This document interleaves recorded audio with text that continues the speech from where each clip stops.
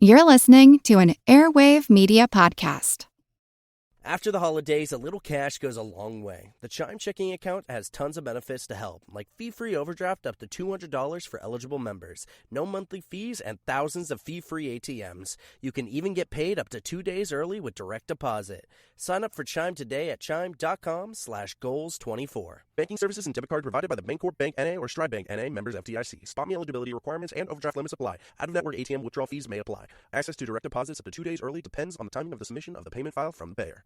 Get cash for clothes at Plato's Closet in North Charleston and West Ashley. It's so easy. Recycle, earn cash, repeat. We pay cash on the spot for your trendy, gently used clothing, shoes, and accessories. At Plato's Closet, we buy all seasons, all day, every day. It's time to clean out your closet and cash in. Bring in your denim, graphic tees, athletic wear, shoes, handbags, and more. Sell your styles to Plato's Closet for cash. Then, do it again. Plato's Closet, located in West Ashley on Sam Rittenberg Boulevard and North Charleston on Rivers Avenue. It's a long way to Tipperary, it's a long way to go. It's a long way to Tipperary, to the sweetest girl I know. Goodbye, Piccadilly, farewell, Leicester Square. It's a long, long way to Tipperary, but my heart's right there. Hello everyone, and welcome to History of the Great War, episode 130. This week, a big thank you goes out to everybody who visits the podcast website at historyofthegreatwar.com. Yes, we have a website, and I often put up cool photos, a source list for each episode, and a full transcript, so go check it out. I think it's cool. Last episode, we discussed the German submarine actions of 1916 and some of the technological changes that occurred during the war as it related to the U-boats and the British attempts to get them under control. This week, we are solely focused on perhaps the most important event of the entire war at sea, and certainly the most important event related to the U-boats. And that is the decision made by Germany to begin an unrestricted submarine campaign in 1917. This campaign would see the Germans throw all of their available U-boats at the British and neutral shipping to try and take the British out of the war. And it would be the prototype of what would happen on a much lengthier scale in the Second World War. We will start off with a lengthy discussion of some of the discussions, meetings, and disagreements within the German government on the subject that led to the declaration of the campaign in early 1917. We will spend the last bit of this episode discussing what happened when the campaign began and some of its early consequences. Decisions like the ones made by the Germans in early 1917 to begin an unrestricted submarine campaign that would have negative consequences for their war effort were not made in a vacuum. There were civilian and military reasons behind their choices. As the war continued into its third year, the effects of German public opinion was one of these reasons. Around the country, German citizens were already on near starvation rations due to the blockade, and there was no longer any belief that the United States would use its power to do anything about it. The daily caloric intake for Germans was far below the amount required to maintain health, and civil mortality was already a third higher than before the war. The elderly and small children felt the effects of this hardship the worst, and tuberculosis cases almost doubled. People all over Germany began to demand action, and the only kind of action that the German military could provide was unrestricted U-boat operations. Around Germany, the U-boats would become a symbol of revenge, victory, and a way to end the war and the suffering it had caused. All of these factors put an immense amount of pressure on the civilian government. That civilian government had long believed that it might be necessary to find a way economically to push Britain out of the war, or at least to greatly impede their war effort. To this end, the Admiralty had created Department B1, which had been staffed with some of the leaders of the German economy. Financial, industrial, commercial, and agrarian experts were all brought onto the team, and they began to collect and analyze data on the British economy and trade. They were searching for vulnerabilities and trying to determine just how vulnerable they were. An early target for this research was the British wheat supply, which was almost entirely import-based. Inside the German civilian government, the resistance to a new unrestricted campaign was led by Chancellor Bethmann Hollweg. This opposition was not driven by any humanitarian concerns, but more practical issues that Bethmann Hollweg believed might be the result of such a campaign. To put it simply, he did not believe that the U-boats would defeat the British. He did not believe that they could sink as much as they claimed, and even if they could, it would not have the results that the Navy liked to talk about. He also greatly feared the possibility of the United States officially entering the war, a fear that was waning in the minds of many other German leaders, since they believed that it was inevitable regardless of what actions the Germans took. Throughout 1916, Bethmann Hollweg's opposition, joined by other members of the government like Foreign Minister Jagow and Ambassador von Bornsdorf, who was in Washington at this time, was enough to keep the Navy at bay.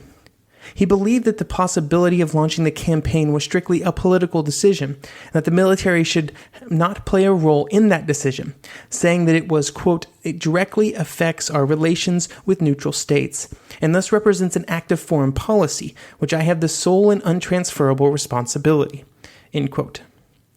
Most importantly in all of this, Bethmann Hollweg, at least for most of 1916, could count on the full support of the Kaiser, who had the ability to end any debate on the subject. Seeing into the future and what might happen, the Chancellor decided to circulate a peace note near the end of 1916. We've bumped up against this note in our story a few times now. This was the one that Bethmann Hollweg sent out on December 12th, in which he asked all the countries to come together to begin negotiations for peace. The Entente, of course, rejected it out of hand. Later, President Wilson sent out a note to all parties, asking them to reveal their war aims so that hopefully the continent could move towards peace. Bethmann Hollweg and the others within the German government had been hoping for the United States to take a leading role in peace discussions. As it was, the Entente would never agree to reveal their war aims, because that would involve revealing the promises they had made to countries that they had brought into the war, like Italy, Romania, and Japan. All of them promised large territorial acquisitions, which would require the destruction of the Austro-Hungarian and Ottoman empires. Therefore, they just ignored Wilson's request. The Germans would then also ignore the request, since the military leadership and civilian leadership could not agree on what they would respond with anyway. Overall, Bethmann Hollweg and the rest of the German civilian government were disappointed once again by the United States, because they had hoped that Wilson and the Americans would use their power to be more forceful in the pursuit of peace. It might have been a false hope to begin with, though, with Wilson favoring the Entente so frequently in the first 2 years of the war, but, they were still hoping. I've went into these two efforts in some detail, the German and then the American calls for peace, because they actually played a role in the declaration of unrestricted submarine warfare. The Entente had rejected an offer to negotiate outright, without even attempting to move forward. It was apparent that the United States could no longer be counted on to play a role in the peace. This meant that there was now only one option. The war must be fought to its conclusion. The Germans must win. The survival of the nation depended on it. There was no longer any concept of going too far. While the political leadership of Germany was against the unrestricted campaign, the army also, at least for the moment, shared their opinion, albeit for different reasons. Ludendorff was concerned about the Navy's proposals because he feared that if too many neutral ships were sunk, especially those from Holland and Denmark, they might enter the war. Their armies were not necessarily the most impressive in Europe, but just the sheer mileage of front that would have to be occupied would put a strain on a German army that was, by the end of 1916, at a breaking point. A timeline note here, these conversations were happening right around the time that Romania entered the war, meaning that Hindenburg and Ludendorff, who had just assumed overall command, were trying to scrape together enough troops to launch an attack against Romania. Other than maybe the last few months of 1918, this is quite possibly the worst moment in the entire war to have other European countries join in the war against Germany. They just did not have any more men to go around. This mindset would begin to change by the end of the year, though. During those last 4 months of 1916, the situation in the West and the East stabilized. The Battle of the Somme and Verdun came to an end, and Romania had its face kicked in by the Germans and Austrians. Because of these successes, the support for unrestricted submarine warfare began to rise in the German Army High Command. While the situation was in some ways far better in the short term, Ludendorff was also swayed to the side of the Navy by an appreciation of how bad the long-term prospects for Germany were at this point in the war. After surveying the situation in the West, Ludendorff believed that the German army simply could not handle more attrition battles like those of 1916. The German army simply did not have the ability to endure the endless series of sieges in the West. They were just too costly, and so they would have to find a way to alter the balance of the situation, and the U-boats seemed like the only way. With the army leadership now on side, all that remained was for the Navy to lay out its case to the civilian government and then convince the Kaiser to support them. The biggest proponent of the campaign was the chief of the German naval staff, Admiral Henning von Hotzendorf.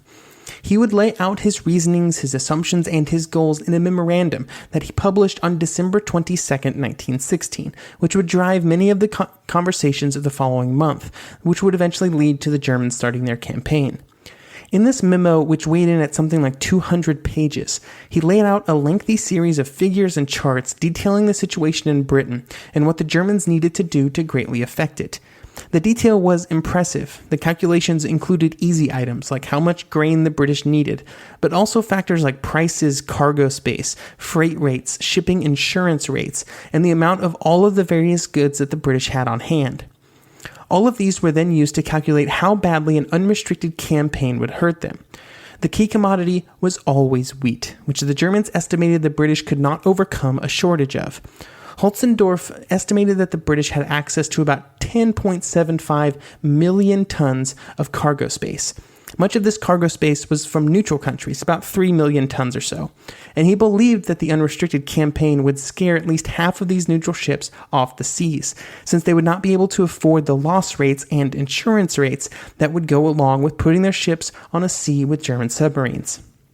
Because of this, Hotzendorf claimed that all Germany needed to do was sink 600,000 tons of shipping a month for 5 months, and at that point the British would be forced to sue for peace. This was a much higher amount than the Germans were sinking under the more restrictive rules of engagement in use at the time, and the only hope of reaching that 600,000 tons was a move to an unrestricted campaign. There were many bad assumptions in this memo, although most of them would only become apparent later. For example, while it was possible for the Germans to roughly hit that 600,000 tons a month marker, it would not be enough to force the British out of the war. The memo also completely disregarded any action from the British. The Germans clearly did not believe that the British would find an effective counter to the U-boats, and that they also believed that the counter would eventually be arrived at by the British. The convoying of ships together would actually be better for the U-boats than otherwise. In fairness to the German Navy, the British Navy also believed that convoying ships together would make the U-boat problem worse, a mindset that we'll dive into next episode. For now, though, Hotzendorf's plan seemed impressive, and Hindenburg and Ludendorff fully supported it by the end of the year. Hotzendorf would also put a date on his proposal, writing that, quote, "I have come to the conclusion that we must have recourse to unrestricted U-boat warfare, even at the risk of war with America, so long as the U-boat campaign is begun early enough to ensure peace before the next harvest, that is, before August 1st. This memorandum would be a key document when the German leaders would meet at the beginning of 1917 to discuss the reopening of their unrestricted campaign.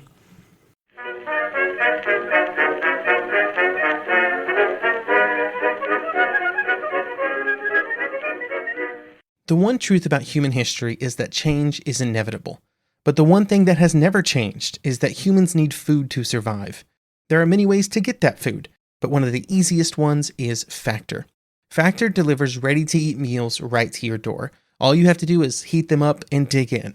In 2 minutes, you can be eating tasty keto or vegan options, or any of their 35 options that they have available every week. So you can choose maybe the cheesy garden herb chicken, maybe the Santa Fe green chili beef skillet, or perhaps the Caribbean spiced tofu. It is all delicious, and if you have a bit of a sweet tooth, Factor still has you covered with a wide range of snack and smoothie options. Chocolate mocha cheesecake, snickerdoodle macaroons.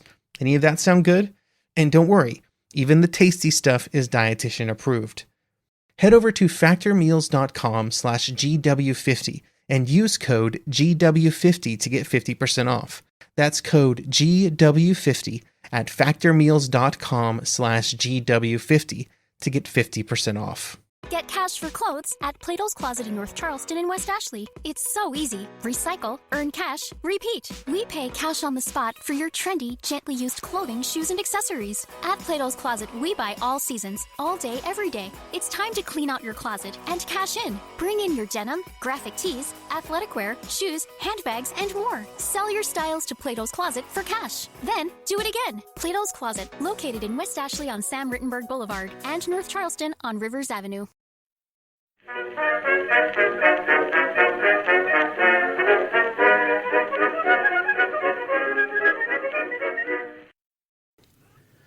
A key part of all of these discussions was America. What would America do? Would she enter the war? Would she stay out? The British blockade had certainly already infringed on neutral rights, so that would not necessarily be the determining factor. But the blockade was not killing any Americans. The blockade also was not having much of an effect on the American economy, with the country raking in massive economic profits from the war, even without the ability to trade with Germany. The net gain in trade during the first 3 years of the war was almost $5 billion for American businesses. On the flip side of this, the unrestricted campaign by its very nature would be more threatening to American citizens and business interests. Ships would be sunk that were owned and operated by American businesses. American sailors would be killed or injured. This would then put the United States in an impossible situation and would probably lead to war. Many of the German leaders did not consider this a reason not to do the campaign, though. This was driven by the belief that the United States was going to enter the war anyway, and the general misconception that America would not be that problematic in the war anyway, and hopefully, if the U-boat campaign was successful, the war would be over before they could play a part. The Germans were in an impossible situation. There was no good answer. They just hoped that it would kind of work out. There were two meetings around the renewal of the U-boat campaign. The first was at Pless on August 30th, 1916, which is where Holzendorf began pushing for the campaign to begin again. This would then lead to all of the discussions and memos that we've covered. And then the second and more important was the meeting that took place on January 8th, 1917. At this meeting, Holzendorf could count on the support of Ludendorff and Hindenburg. Ludendorff made his intentions clear when, before the meeting even took place, he sent a message to Bethmann Hollweg saying that the new U-boat campaign was, quote, the only means of carrying the war to a rapid conclusion. The military position does not allow us to postpone, end quote. When the meeting started, Bethmann Hollweg found out quite quickly that he did not have the support to get the Kaiser to say no to the plan. The military leaders had been putting pressure on the Kaiser, and Bethmann Hollweg knew that if he forced the Kaiser to choose between himself and the military, Bethmann Hollweg would lose. Therefore, Bethmann Hollweg gave in by saying, quote, if the military authorities consider the U-boat war necessary, I am in no position to oppose them, end quote. Once the civilian opposition was out of the way, the process was quick and the order would go out from the Kaiser immediately. Quote, I order the unrestricted submarine campaign to begin on 1 February with the utmost energy, end quote. This would end up being a catastrophically bad mood for the Germans, but mainly for reasons that they did not know about at the time. At this point in January 1917, they did not know that in just 2 months the Russian government would fall, and by the end of the year the country would be effectively out of the war. They also could not know that the French army was close to collapse, and the Nivelle offensive in the spring would almost break them. Finally, they could not know that in early 1917, the British, who had been basically funding the entire Entente war effort, were running out of cash. They had spent a lot of money in America since the war started, and in just a few months, they probably would have been unable to continue purchasing at the rate that they were in 1917, which would have severely crippled not just their war effort, but also that of their allies. This is a topic that we will dive deeper into in later episodes. The plan was for the U-boats to immediately begin engaging any ship that was obviously armed. The big change would not start until February the 1st, at which point any ship, even those that were not armed, even those of neutral nations, would be attacked without warning. The only exception would be obvious hospital ships, but even these humanitarian ships would not be completely exempt, with those in the English Channel being a target, due to the belief that they were being used to ferry troops to the continent. Even obvious passenger liners and ships of the Belgian relief effort were only given a single week to reach port before they would be attacked. The campaign would not be officially announced until the evening of January 31st, just a day before it began. At 10 minutes after 4 in the afternoon on January 31st, German Ambassador Bernstorff arrived at the office of United States Secretary of State Lansing. He informed Lansing that unrestricted submarine warfare would begin at midnight. For the previous 2 weeks, Bernstorff had known that this was coming, and he had tried everything in his power to change it. On January 16th, he had written to Lansing, who then forwarded the message to the president. Bernstorff had written, quote, "We have modified submarine warfare, waged in retaliation against illegal English starvation policy to meet American wishes. In return, we expected the U.S. government would contend with us for freedom of the seas and obtain from England re-establishment of legitimate neutral trade with Germany. England has conceded nothing, but instead boasts of more and more success in strangling Germany. We therefore may expect and should be grateful if America at last takes energetic steps to establish real freedom of sea." End quote. When this message went unanswered, there was simply nothing that the ambassador could do. After reading the official note on January 31st, Bernstorff would say, quote, "I know this is very serious, very, and I deeply regret that it is necessary." To which Lansing replied, "I believe you do regret it, for you know what the result will be, but I am not blaming you personally." For all the nations in the war, when they learned of the German declaration, they believed that it was a certainty that the United States would enter the war. In Germany, the population was filled with hope that this move by their government, even if news of the new campaign was followed quickly by news that the United States had broken all diplomatic ties, would bring the war to the end quickly. In America, President Woodrow Wilson still hoped that the United States could stay out of the war. It had only been a few weeks since Wilson had given his famous Peace Without Victory speech, where he hoped that all of the belligerent countries could come together to form a lasting peace. Even after the announcement of the U-boat campaign, Wilson would continue to push to keep the United States neutral and in position to be a policymaker. However, this view was not shared by the other members of his government, and their push for war became too strong. On February 3rd, he ordered that the German ambassador be given his passports and he be sent back to Germany, and he recalled the American ambassador in Berlin. This severed all diplomatic ties with Germany, and the only remaining step was to declare war, but this step was not taken immediately.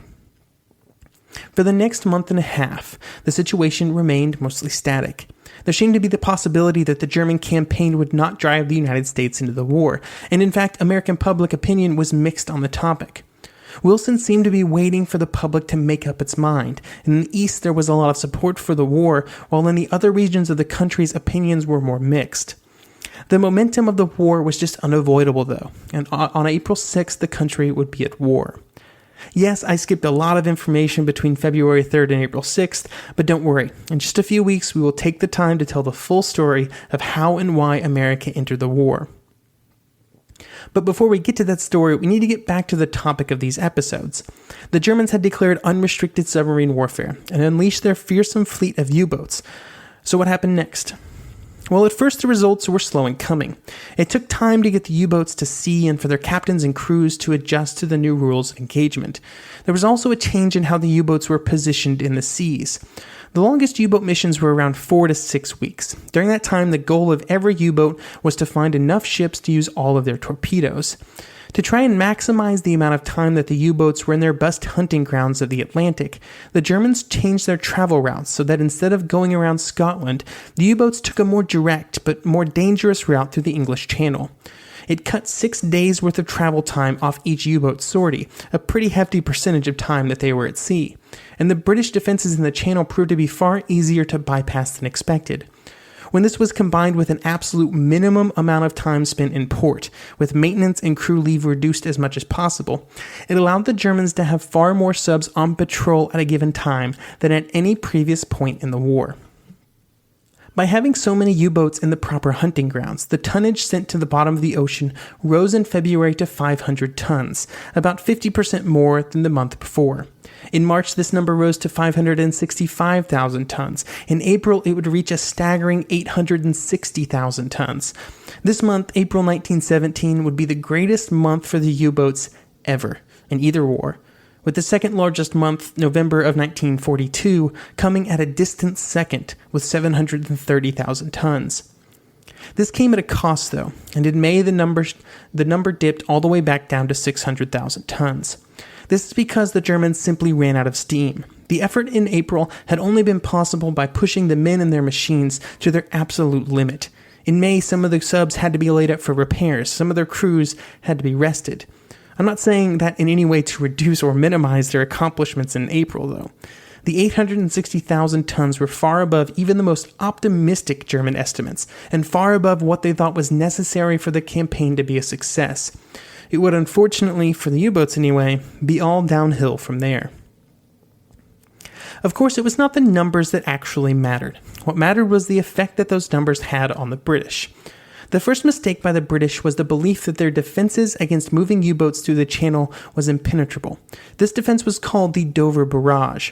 In fact, the U-boats found very little threat from these defenses, and while they had to stay submerged during their journey through the channel, they were rarely in danger.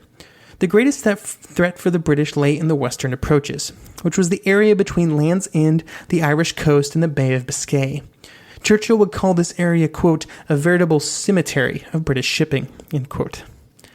After the start of the campaign, Sir Joseph Mackley, the controller of shipping, would say that, quote, statistics prove that what are called areas of concentration, i.e. the convergence of trade routes, as now managed, have become veritable death traps for our merchant marine, and our men are realizing this, end quote. The first months of the unrestricted campaign would cost the British 1.9 million tons of shipping, and while this would make things difficult in Britain for a while, they would not be in serious danger of being forced from the war, at least in the short term.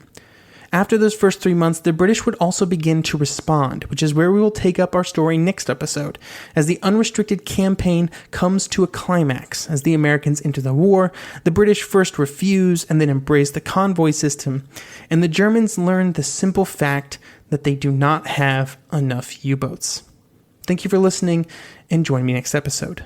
Goodbye, Piccadilly, farewell, let us swear. It's a long, long way to Tipperary.